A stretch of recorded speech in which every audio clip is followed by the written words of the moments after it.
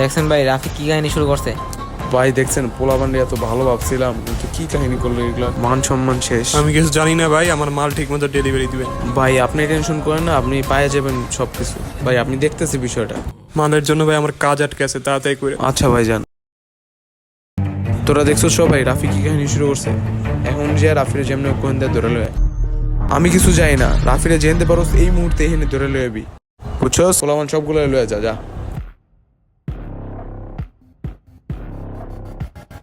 ভাই তাইলে এখন কি করা যায়, এখন তোরা তো কোথাও পাইতাছি না।